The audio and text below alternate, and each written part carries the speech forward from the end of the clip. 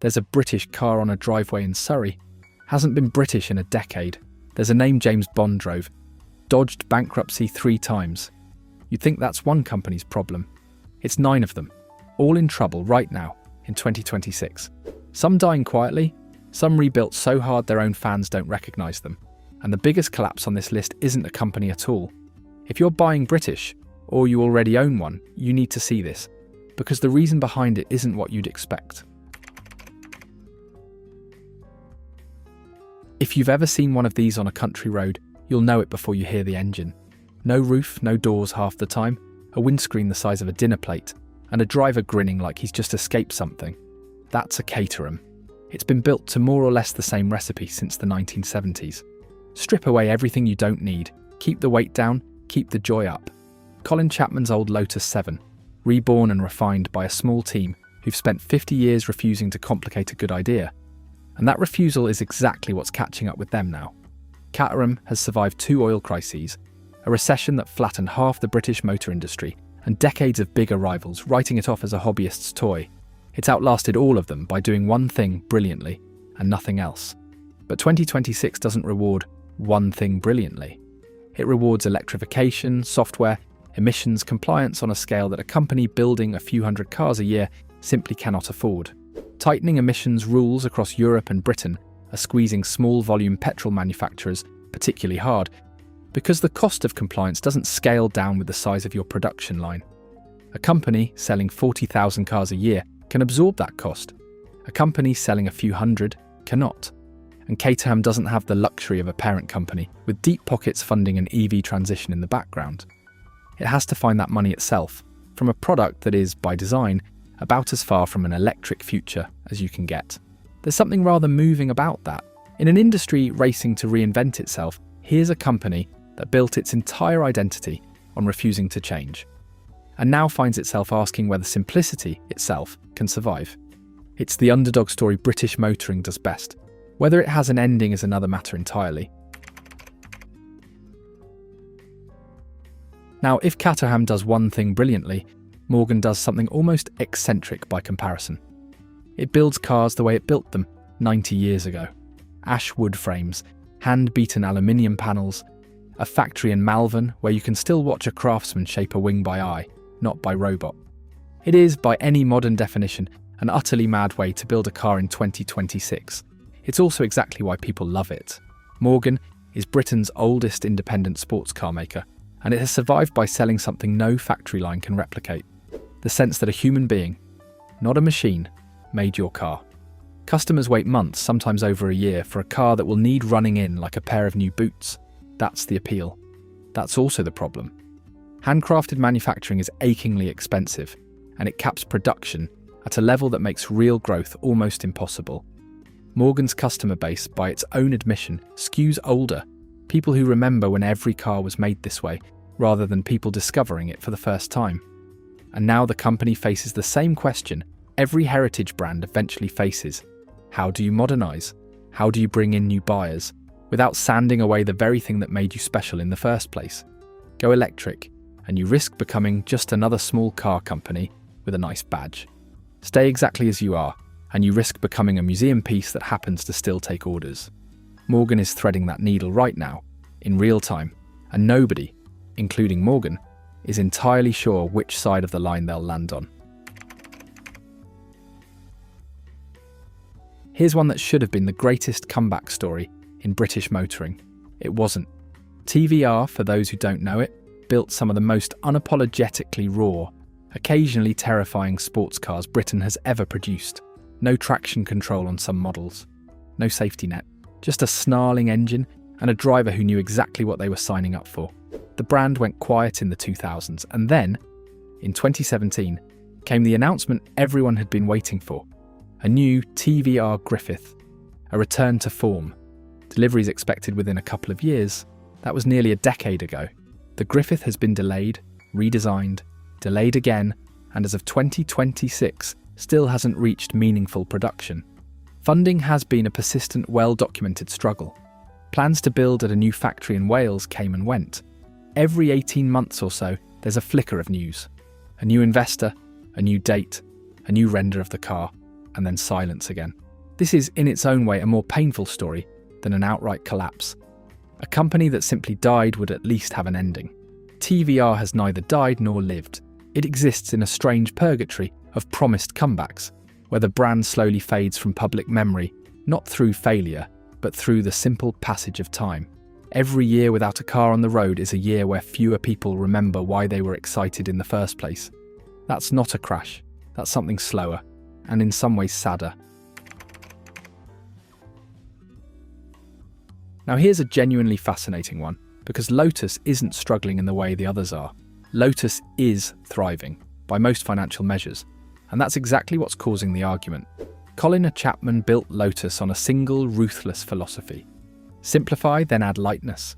Every Lotus for 50 years followed that rule. Small engines, featherweight bodies, handling so sharp it made cars twice the price feel clumsy. That was the whole identity. In the last 5 years, Lotus has changed more than it did in the previous 50. Chinese ownership under Geely has poured enormous investment into the brand, and the result has been a pivot toward electric vehicles.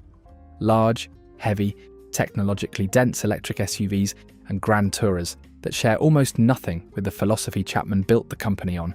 The cars are, by every technical measure, extraordinary. They're also, to a great many long-time enthusiasts, not really Lotus at all. Walk into any forum where Lotus owners gather and you'll find the same argument on a loop. One side says the brand had to evolve or die, that lightweight petrol sports cars were never going to survive emissions regulation, and Lotus did the only sensible thing by using its new owners' money to build something that could actually compete globally. The other side says you can't call something Lotus when it weighs 2.5 tons and needs to be plugged in overnight. Both sides have a point. That's what makes it such a compelling watch. Lotus isn't fading away. It's arguing with its own reflection, in public, in real time, while Ferrari, Porsche, and a wave of new Chinese performance brands circle a market that's more competitive than it's ever been. Now we get to the one that starts arguments in comment sections, and I suspect it's going to start one here too.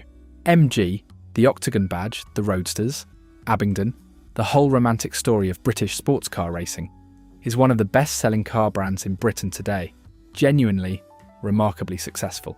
And it hasn't been British-owned since 2005. MG is owned by SAIC Motor, one of China's largest state-backed manufacturers.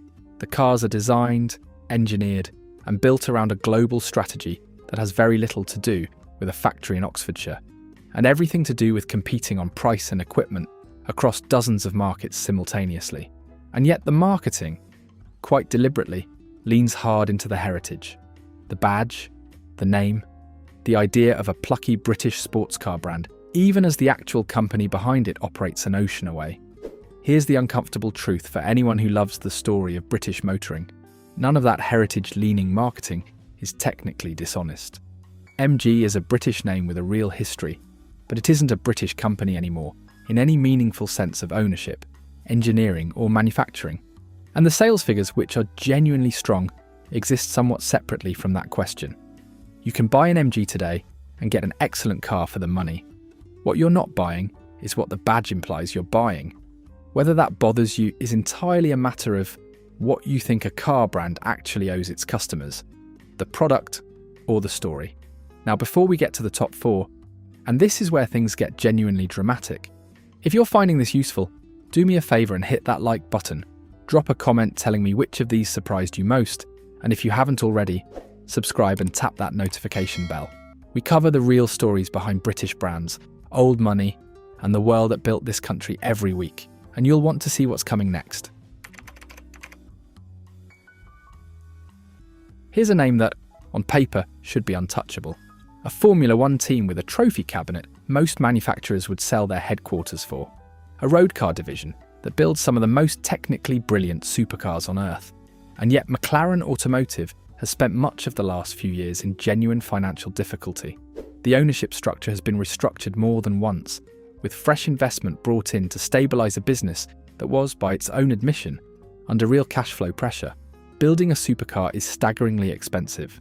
The development costs for a single new model can run into the hundreds of millions before a single customer takes delivery. And McLaren has been trying to fund that at the same time as a Formula One programme that swallows money of its own. Meanwhile, the supercar market itself has become brutally competitive. Ferrari, Lamborghini, a resurgent Aston Martin, and an increasingly serious wave of electric hypercar startups are all fighting for the same small pool of buyers, wealthy enough to spend £250,000 on a car they'll drive on weekends. There's something almost unsettling about watching a brand this prestigious struggle. Luxury names aren't supposed to have cash flow problems, but McLaren's situation is a reminder that even at the very top of the market, brilliant engineering doesn't automatically translate into a sustainable business. If there's one name on this list that should, by all logic, be completely secure, it's this one. Aston Martin is arguably the most famous British car brand in the world. It's been Bond's car of choice for over 60 years. The one badge that even people with no interest in cars whatsoever could pick out of a lineup. It has a heritage that stretches back over a century, wrapped in leather and walnut, and the kind of engine note that makes grown men go quiet mid-sentence. Say the name at a dinner party and watch what happens to the room. Everyone has an opinion. Everyone has a memory attached to it, even if that memory's only a cinema screen and a tuxedo. And Aston Martin has come dangerously close to collapse more times than most people realise, and far more times than the badge would ever let on. The company has carried significant debt for years, a consequence of the enormous cost of developing new models in a market that demands constant, expensive reinvention. Every new engine, every new platform, every model that has to feel unmistakably like an Aston Martin, while also meeting modern emissions and safety standards, costs a fortune before a single customer ever sits in it. There have been multiple rescue deals and refinancing rounds over the past decade alone, new investors brought in, ownership structures reshuffled, each one keeping the lights on while doing very little to fix the underlying problem. A business that spends an extraordinary amount to build cars for a luxury market that can turn cold overnight, seemingly without warning. Every recession, every dip in global confidence, every wobble in the stock markets that wealthy buyers watch before deciding whether to spend six figures on a car, lands on Aston Martin harder than most, because there's simply less financial cushion underneath the company than the glamour of the badge would ever suggest. That's precisely what makes this one so compelling to watch, and honestly, so uncomfortable at times. Everyone assumes Aston Martin will simply always be there. It's too famous, too woven into the national story, too tied up with Bond and Goodwood and a certain idea of Englishness to actually disappear. But too famous to fail has never been a real financial principle. Not for airlines, not for banks, and certainly not for a niche luxury car maker with a product line this expensive to sustain.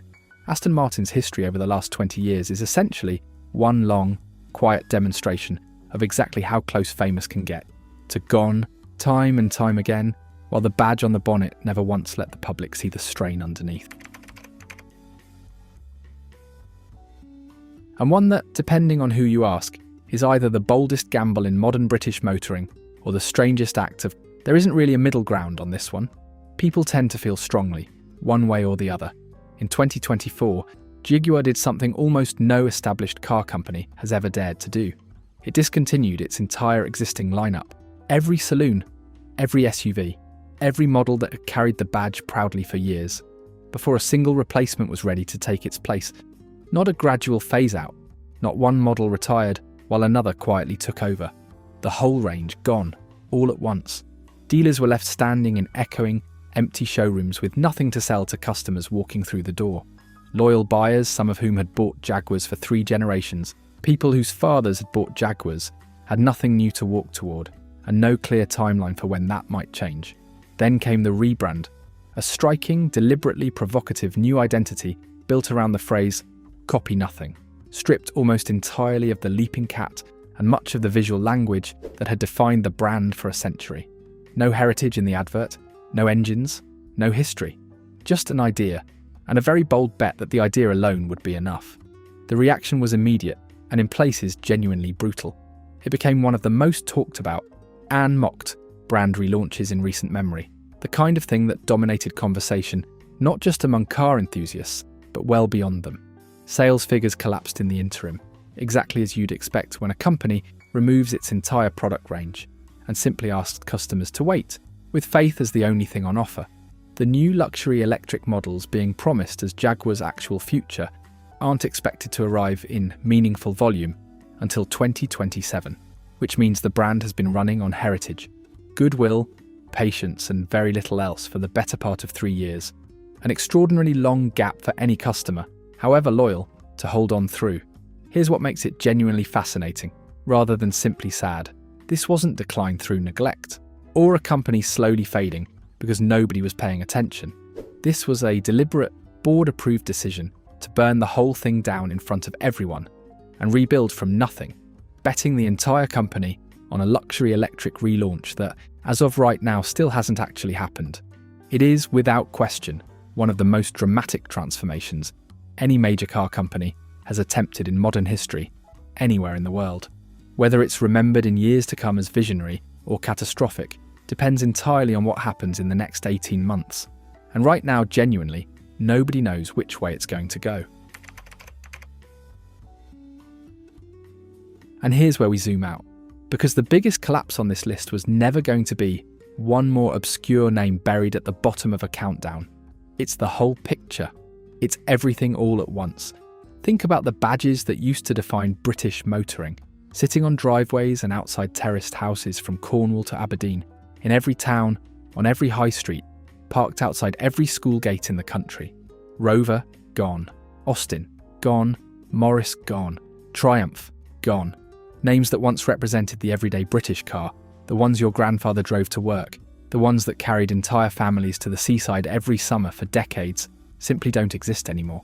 Not struggling, not fading, gone, wiped from the road entirely, existing now only in classic car shows and old photographs. TVR is stuck in limbo, unable to get a single car into meaningful production after nearly a decade of promises.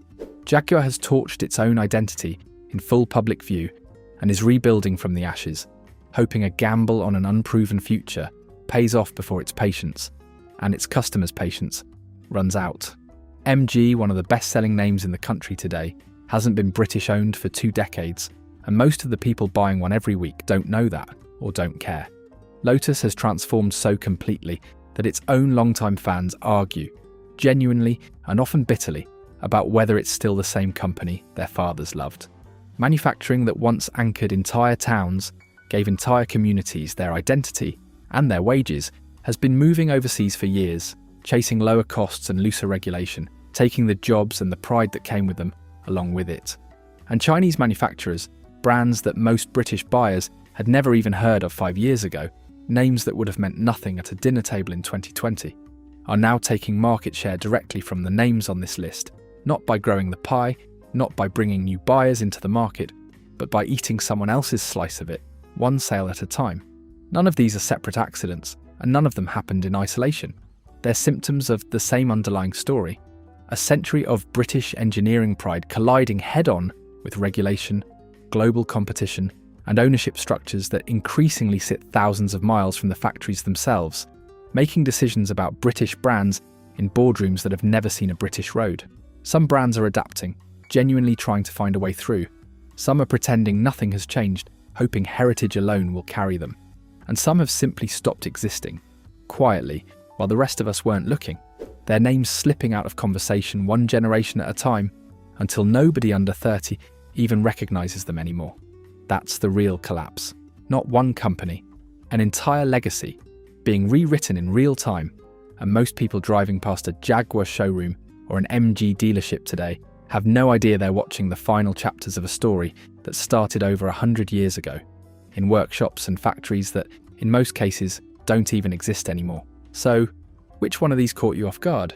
Was it MG's ownership, Jaguar's gamble, or did you not realise quite how fragile Aston Martin's history really is? Tell me in the comments. I read every single one, and honestly, some of the best stories on this channel have come from what you've shared down there. If this one opened your eyes a little, you know what to do. Hit like, subscribe if you haven't already, and ring that bell so you don't miss what's coming next. We tell the real stories behind British life, British heritage, and the old money world that so few people ever get to see properly explained. There's a lot more where this came from. I'll see you in the next one.